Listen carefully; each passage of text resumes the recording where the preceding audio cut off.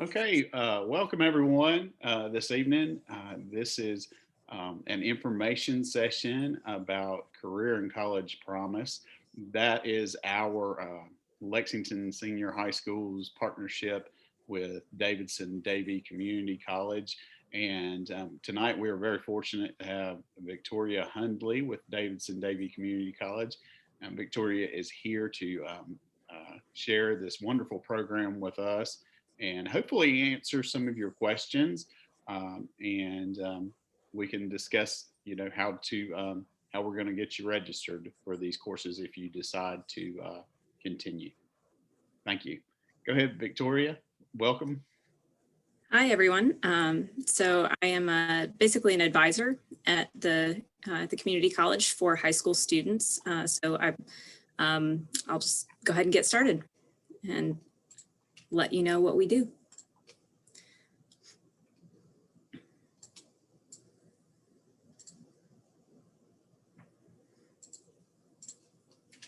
All right, so Career and College Promise is first and foremost a dual enrollment program.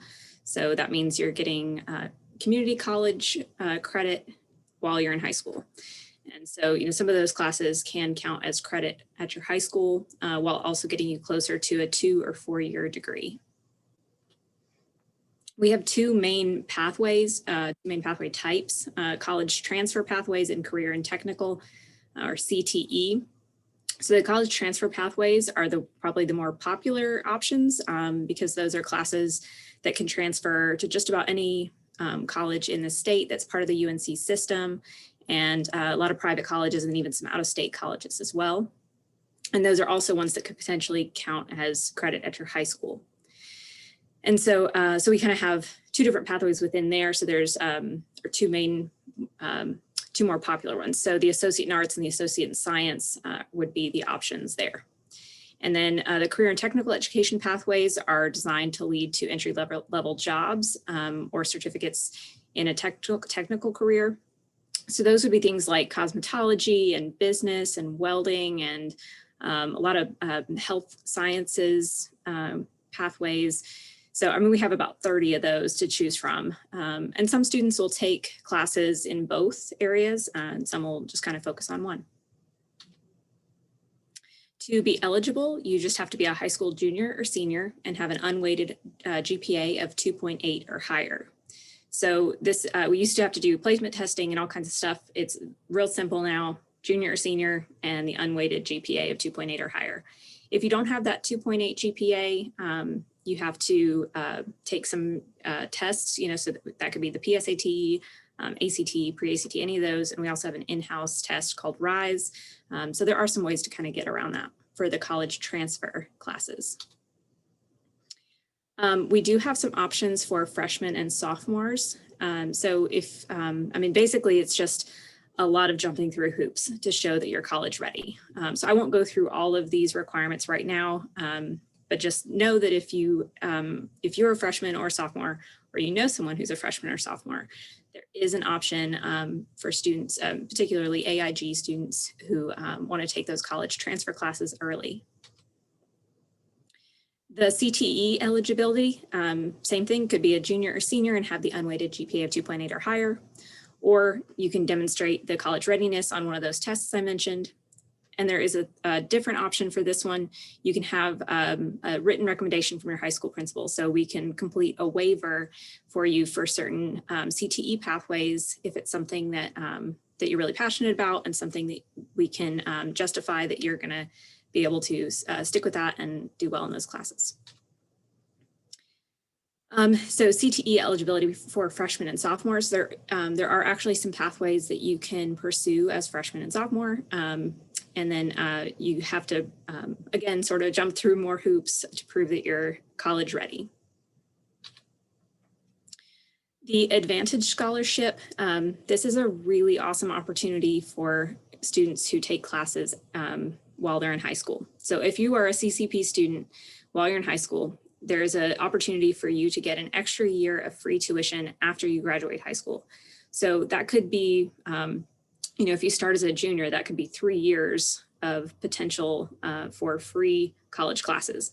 The only thing you have to pay for in this program is the books and course materials, which, you know, can be kind of expensive, but it's nothing compared to the tuition and fees when you add it all up.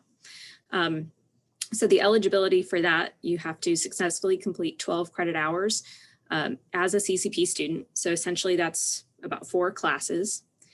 And then your GPA has to stay above the 2.0 for those classes. And then in high school, your unweighted GPA has to be at least a 2.6 or higher by the time you finish. And then once you come back for the full year after college or after high school, you have to be enrolled full time. So 12 credit hours is full time.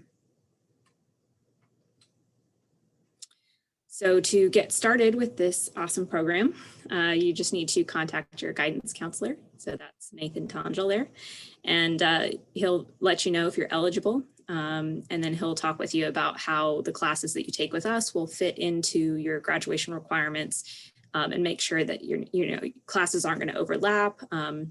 He'll help you make sure you're not taking on too much, because that is something we run into when you're focusing on high school classes and college classes at the same time. Sometimes it can be a lot. So we want to make sure we're not overwhelming you. You will need to complete the CCP online application through CFNC, and then you'll participate in a new student orientation at our college. So it's actually virtual right now. But yeah, that would be the last step before getting started with classes. You can go to our website. It's listed there, davidsonccc.edu/promise. You can take a look at the pathways that we offer, and you can actually drill in and look more into what those classes are in the pathways. We'll have, descriptions of what the classes are. So if you're not sure, especially with some of the CTE, some of those technical pathways, that can be helpful in figuring out if those classes sound interesting to you or something you might be considering as a career. And then you can also email us at ccp@davidsonccc.edu. That is the email that we check most often, and we're definitely ready to help you with anything there. So that was really quick and to the point, just the highlights there. So I definitely want to know if you have questions.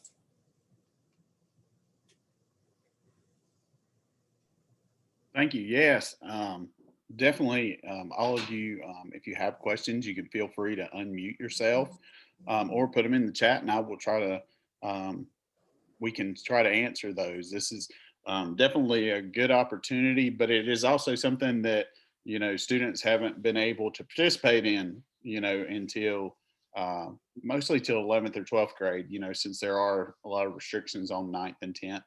And it's something that is getting a whole lot more popular across the state. So it's pretty new, and we can try to answer those questions. Yes. So this first question, at Lexington, we're going to try to have the statistics class, math 152. And yes, it is part of the Career and College Promise program with Davidson Davie Community College. And you will need to fill out an application for that course. Yes. Thank you for that question. That's a very good question. And how we will go about doing that, I sent all the students in the rising 11th and 12th grade students an email yesterday with this Zoom link. And there was also a link to a Google form in there that I need all of you to fill out. So if you haven't done so, I need you to fill that out. And what we're going to do is, even if you met with your counselor and signed up for the statistics class, we are going to meet individually. I'm going to send you the information about applying online, as Ms. Hundley just discussed. And we are going to sit down and make sure whenever we are registering you for these classes with Davidson Davie, that this is the course that you actually need. We are definitely want you to be in the math class that fits you, your future plans. Like, for instance, a lot of students are looking into going into a major that has calculus or something of that nature in it. And the statistics class may not be what you need to take. You may need to be maybe better served taking Math 171 with the community college, or taking, AP Calculus at Lexington. So we're going to try to look at those things. Also, I would like to add, um, that the next year, if you are interested in taking anything at Davidson Davie Community College, we will be providing transportation to and from their campus. So I know a lot of students, if you're interested in their welding program, automotives, diesel, if you are interested in taking college transfer classes face to face, like for instance, some of their science classes have labs and you have to be over there for those, but you don't have transportation or reliable transportation. We will provide that next year. That is huge, huge opportunity, and it'll be nice to have, and it'll open some doors for some of you. So we can discuss that as well. So don't let that stand in your way. Also, as we discussed, books and fees, supplies are rather expensive, and they're not covered under the general free tuition that high school students get. But we do have financial hardship scholarships that are available too. So don't let that stand in your way. We got a question. Go ahead. I saw one up there about are there any pathways with linguistics in continued education? So we don't have a specific pathway for linguistics, but generally I would think about linguistics as being a 4-year degree. And so if you wanted to do linguistics, I would probably recommend starting in the associate in arts pathway and taking just general education requirement classes that would lead into a 4-year degree in linguistics. And then I'm not entirely sure what you mean by continued education. So I don't know if it's easier to unmute yourself or clarify that part if you still have a question about that. So I saw that y'all were offering like some Japanese and other foreign language classes, and then I saw like a couple programs that y'all had, and I was just asking the question if y'all had any pathways that could like lead me into that, and also like continued education as in like eventually becoming a secondary level educator, like a middle school teacher, a high school teacher, or even a professor.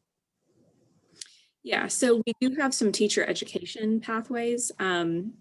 So if you were thinking about becoming a middle school teacher, then some of those transfer pathways for education might be of interest to you. I'd say generally, if you kind of want to make sure you're covering the widest possible range of options for after high school, then the associate in arts is probably the best pathway to start with.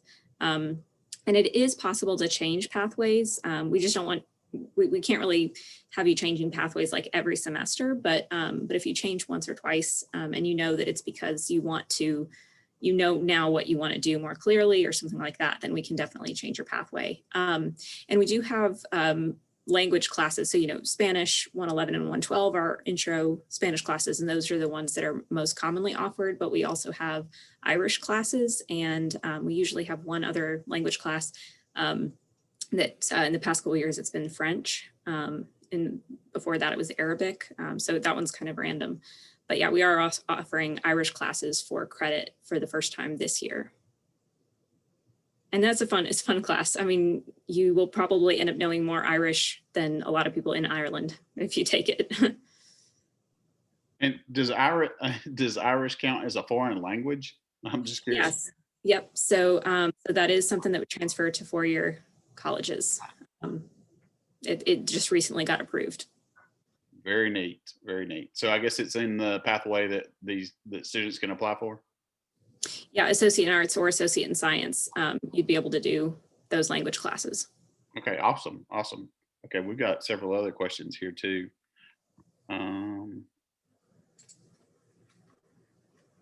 Okay, there's one question. This is a good question.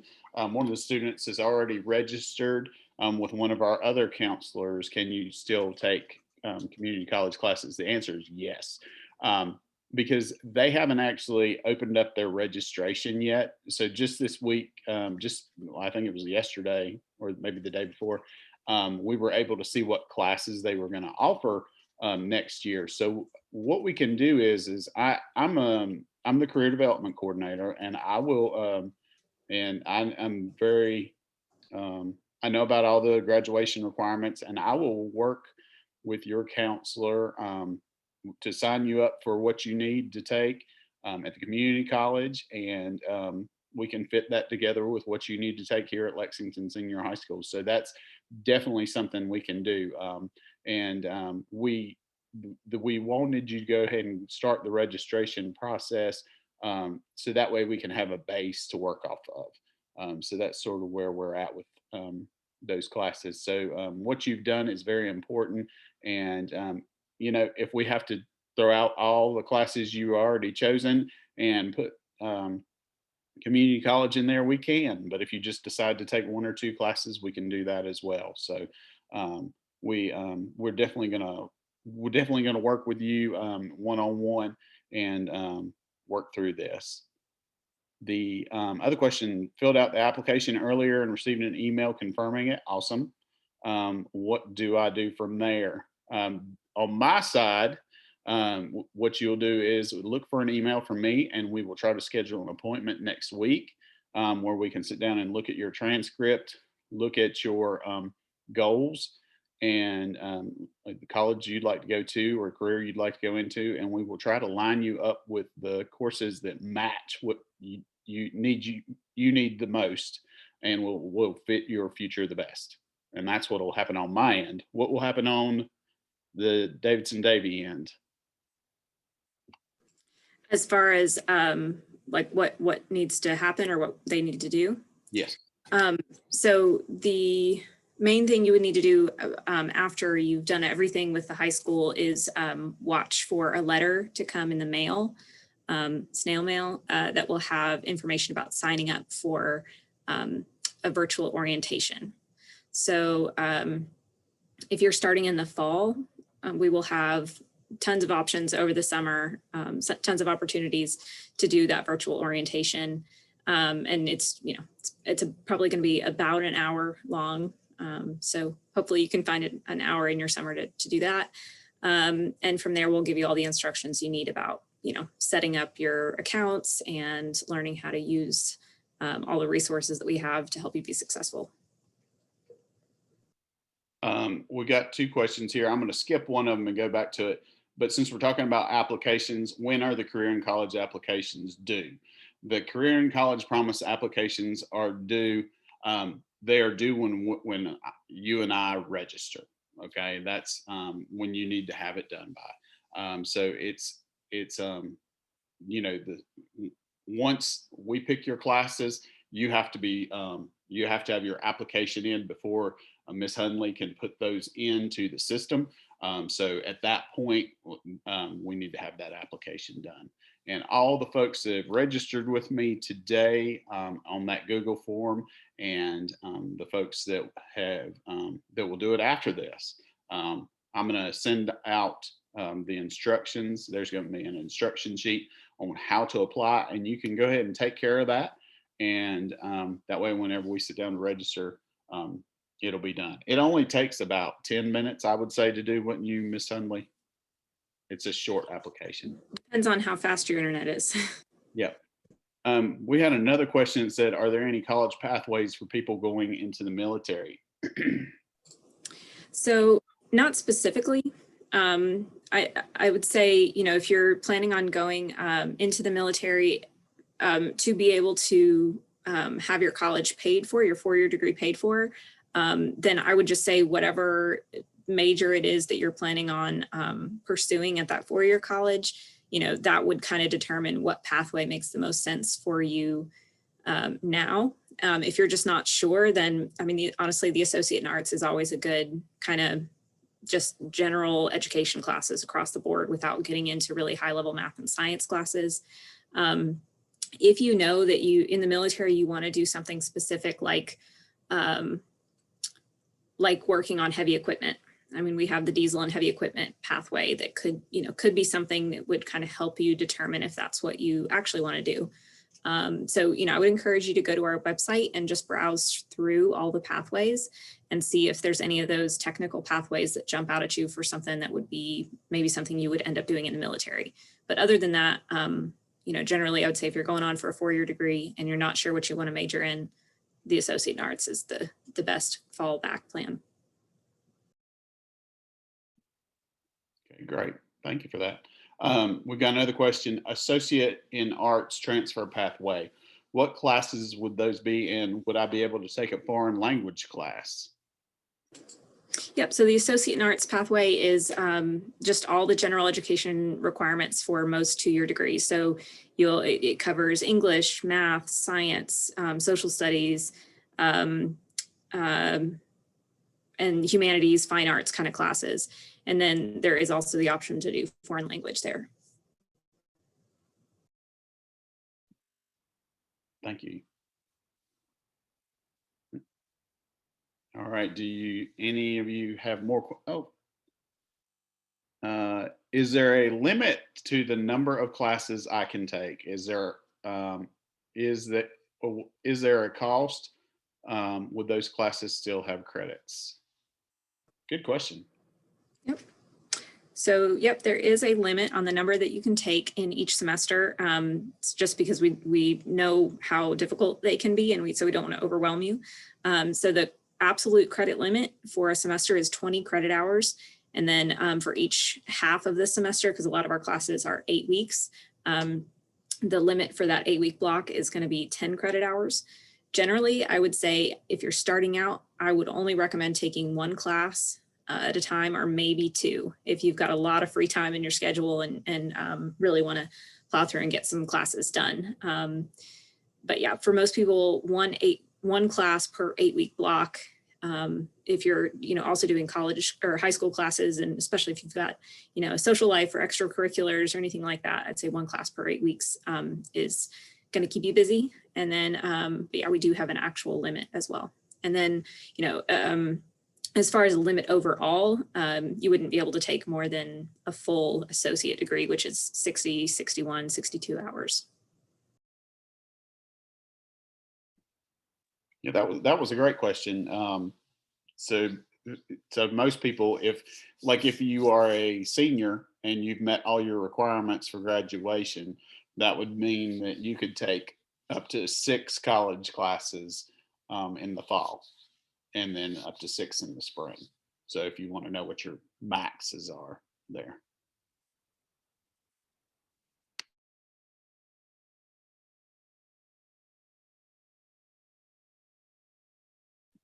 Okay, we have another one. If I decide to do a pathway, can I take courses not relative to my pathway program?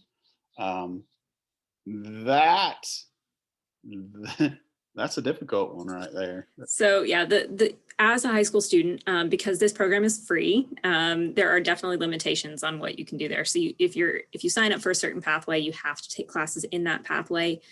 We do end up having plenty of people do 2 pathways at one time. So if you wanted to do an associate in arts pathway, and you also wanted to pick up classes in business, the business pathway, as long as it fits in your schedule and we can work out all the logistics of that kind of thing, it is definitely possible to do 2 pathways at one time. And so that's kind of a way around that rule of only taking classes in your pathway. But it does come up pretty often that, people will see a class they want to take, and you can't just cherry pick whatever class you want. You have to make sure you're taking classes in the pathway that you're signed up for.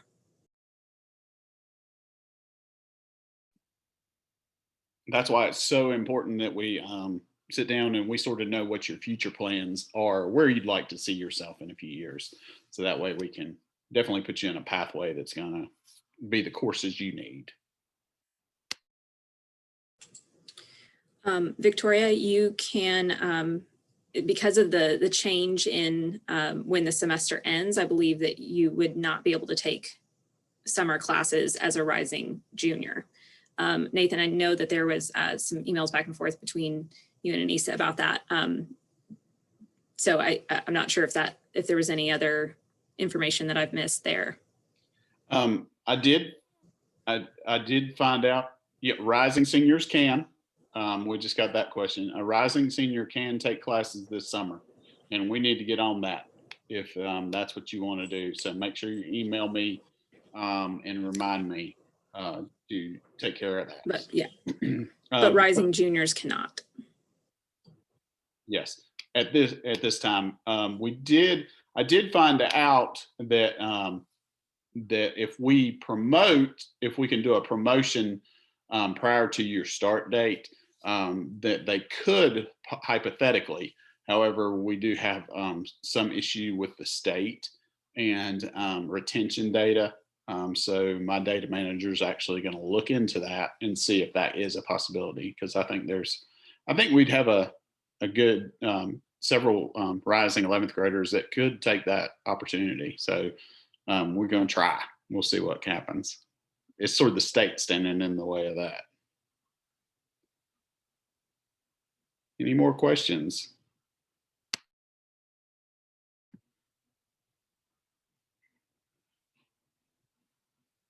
It's been some really good questions. I hope y'all found this informative.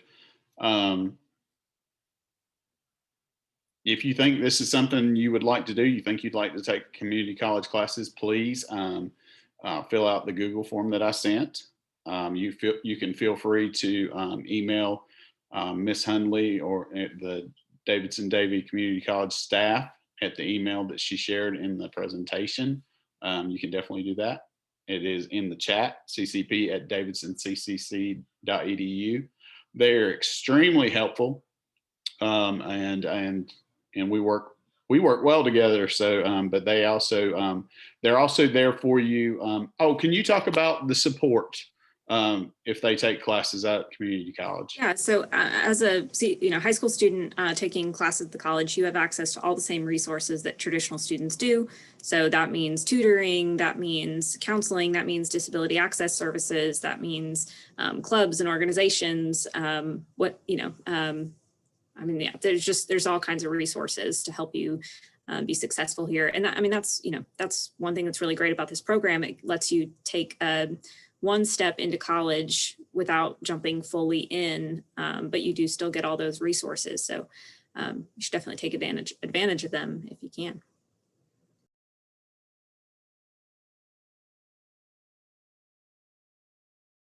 Okay, and here's a good question. If I ever feel like the classes are too much, do I have the option to just drop them and the pathway completely, or am I obligated to complete them? That is an excellent question. And that has a couple different answers to it. Yes, you can drop them. Yes, you can get out of the class.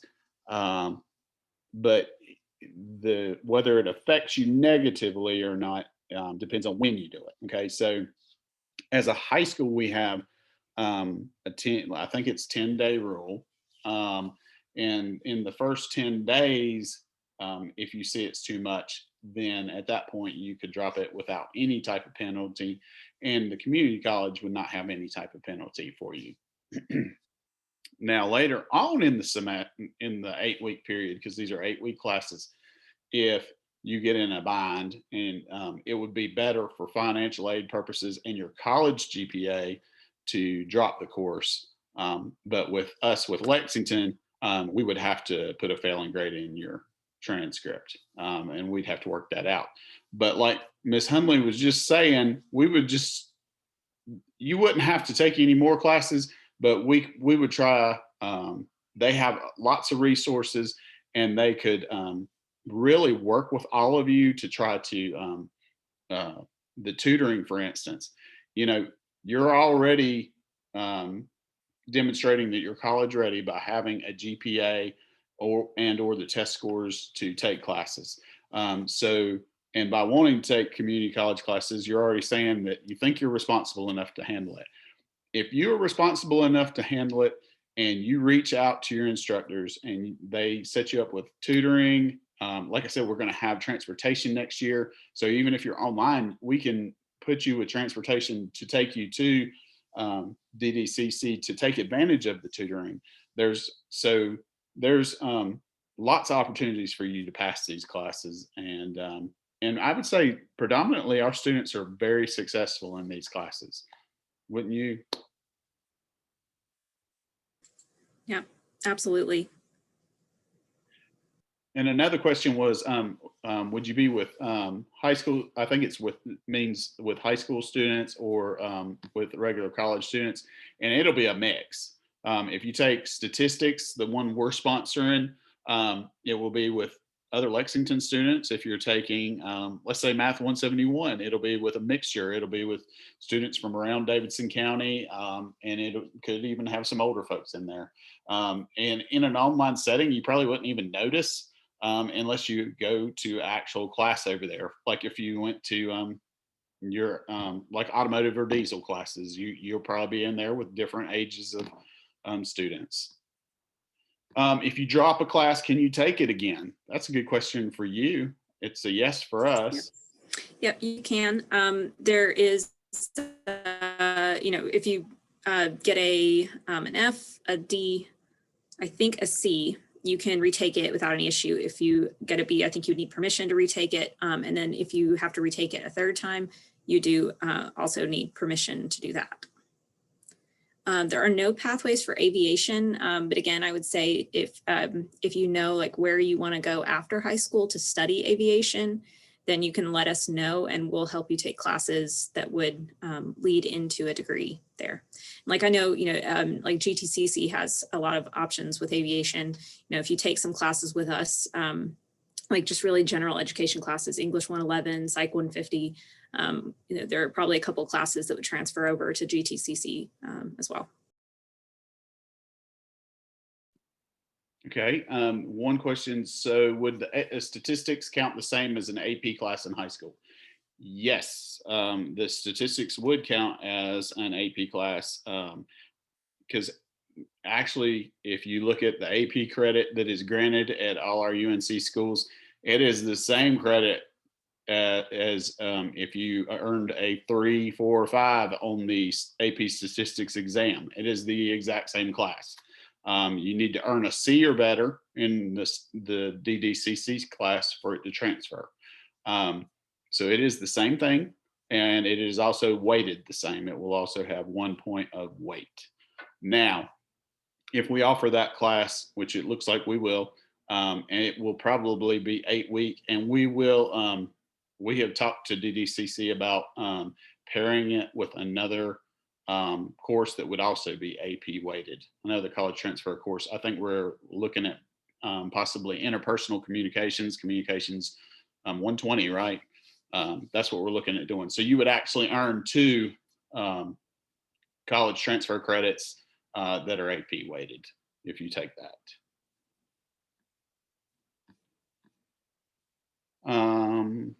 Another question, do I have a restriction to when I have to have classes as virtual or must I come complete them in person? Okay. Oh, okay. I think I understand what they're asking. We have synchronous online classes. And so how does DDCC handle that? Yeah, so it's definitely been a mix. So we have classes that are fully online. So if you want to be able to complete your coursework at your convenience, then you could sign up for those classes that are fully online. We have classes that are hybrid, which means there's going to be parts online, parts in person. And then we have classes that are fully in person. Obviously, COVID has kind of thrown some of that for a loop. So we've got for our totally in-person classes, what instructors are doing right now, and obviously that could change anytime, but what they're doing right now is for the most part, they're offering those in-person classes as synchronous classes. So you would log in at the specific time that the class starts and be on there until it ends. So, so basically when you look at, what the options are for the classes that you want to take, you'll probably see that there are, for the most part, options that have fully in-person, hybrid, and fully online. So I would say, if the class is fully in person, there's a chance that you'll be doing some synchronous learning, but you should be prepared to come in person for those classes because it could be required.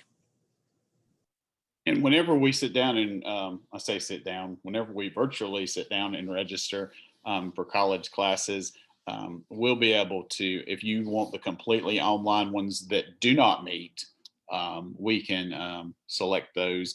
And so that way there aren't any surprises there. But yes, they do offer quite a bit of flexibility since they don't meet at any specific time, or some of them ever, you know, so, but they do have due dates and deadlines you have to meet. But it's, I know some of the students in Project Potential have described it as, it, you know, to a certain extent, you get to work at your own pace in those classes, and that is one of the benefits. But you also have to be responsible and keep up with your stuff. Here's another good question. Can you take a class without it having to go towards your GPA or credits, or would that be something separate? That's an interesting question. I would say that it is a possibility, but I'm not 100% sure. So really, I mean, this is something that I probably should stress a little bit more from the start. Starting college is something that you should, you know, consider carefully, because when you start these classes, you know, unless you end up dropping them, the grades do affect your GPA for college, and that stays, I mean, those college transcripts stay with you forever. So, you know, don't take that too lightly. You know, I think it's definitely something that you should have some respect for, that, you know, it's no small thing to have an F on a college transcript. You know, it is something that you can work to replace and recover and that kind of thing, but make sure that you are thinking about that, because you know, it's not something that you can very easily get out of. That's a great answer. Great answer. Thank you. Great questions. Seriously, you guys are basically covering, you know, 3/4 of what we cover in orientation in these questions. So it's awesome. Anybody else have any more questions? This is when I really enjoy my job. I really like answering, you know, feel like we're answering questions that are important to y'all.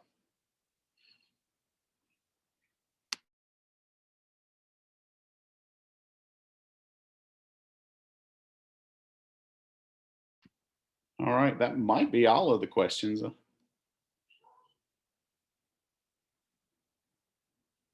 right, well, it's 6:40. If anybody has anything else for the good of the cause, please, please ask. But if not, make sure you go through and you complete the online form. And you're by no means are you stuck taking the classes at this point. You can decide you don't want to. But then again, it's a great opportunity, and I think you're all very capable of being very successful. So I wouldn't be scared to do it, but you should definitely be cautious. But as long as you're responsible and your mind's in the right place, I think you'll be just fine. So anyway, would you like anything else to add, Miss Hundley? Well, that did kind of make me think. It's definitely easy enough on our side. If you drop a class before it starts, it's like it never happened on your college transcript. You can register for it. You can go through the whole process. And then the day before it starts, even the day it starts, the first day of class, at least from our perspective, it's never going to show up on that transcript if you drop it at that time. That's right. It doesn't even hurt anything on our end. I just put you in a class at Lexington. Not a problem. All right. Well, if there aren't any more questions, oh wait, I think we did have one. Did you say the stats class will be paired with another, and are we allowed to take stats because I'm already in AP classes? That is a good question. It will be paired, and listen, this is why it's going to be paired. Okay. So let's say that class, Math 152 is the class, it's statistics. Let's say it's first period in the fall. Okay. Starts at 8 o'clock. It's done at, I want to say it's done at 9:15 or something like that. I mean, it doesn't meet the entire time. And I don't even think it meets on Fridays. It'll meet Monday through Thursday. Okay.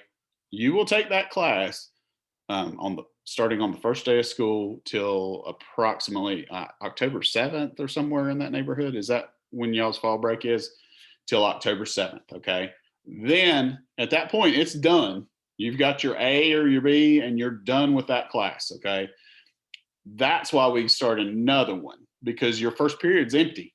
You have nothing to do first period. Okay. And so you're never going to be, with that being said, you're never going to, if you have 3 hard APs, then you don't have anything, you're still going to have those 3 hard APs and 1 college class. You're not going to have 2 hard college classes and those APs. So that we balance it out that way. So I hope that makes sense. And good question. Fridays asynchronous days. That class I do not think meets at all on Fridays. It'll depend on the time. Some of their classes meet on Fridays, but they have a time that their classes have to meet. Okay, so like it might be 90 hours or something like that, and so they fit 90 hours into that. And this semester I don't think it did. I think it didn't meet on Fridays at all. If I'm not I've seen statistics meet sometimes it's Monday, Wednesday, Friday, sometimes Tuesday, Thursday, sometimes Monday through Friday, sometimes Monday through Thursday. It can be a mix. Right. And if you ride the bus to us, then on those days you can work on your other classes in the media center or something like that, because you won't have statistics that day. And that happens. I mean, you'll have class with us, but you'll and that's the thing with college classes. If you're taking college classes and let's say you take online college classes and it ends up being during your 3rd period block, that means during 3rd period, you would work on that college class wherever Mr. Jones and the administrative team decides, probably some computer lab somewhere, maybe in the media center on a Chromebook. I'm not sure, we haven't worked all that out yet. But you would work on that. That would be your 3rd period. And some days you wouldn't have anything to do. So you could work on your other homework. It's rather flexible. Do you need certain requirements to take certain classes? Well, yep. So there are a few classes in different pathways that require prerequisite classes. So like, for example, our ethics class requires English 111 first. So literature classes require English 111 and 112 first. So yeah, there are some prerequisites. I mean, there's too many to go into right now, but that's something that Mr. Tondrell can help you out with. Thank you. Yes. And then the only other prerequisite, if you're a junior or senior, you need a 2.8 unweighted GPA. And I can tell you if you have that. I don't think that information is readily available on PowerSchool. We have to pull your transcript. But as a general rule, as long as you have had A's and B's and very few C's, then you more than likely have a 2.8 unweighted GPA. If you've made straight C's and very few B's, then there's a good chance you don't. So that's sort of a general rule. Any more questions? This has been good. All right. Unless somebody chimes in the next 10, 15 seconds. Yes, you can ask me for your GPA. Got one more. Yes, that's a good question. We will go through that. I will let you know. I've already had some students ask me, and I can get that information to you. So that's not a problem. But again, if you know that you've made very few C's, like you're in 10th grade and you've had mostly A's and B's, you're probably okay. If your weighted GPA is a 3.75, you're probably fine. If it's a 3.5, 3.3, 3.2, you're probably fine. If your weighted GPA is a 3, it could be too low. Your unweighted could be. Okay. Well, thank you so much for joining us, everyone, and thank you for being here, Miss Hundley. We appreciate it. Thank you. All right. Well, if that's it, y'all have a wonderful evening, and we will talk to you soon. Bye. Bye.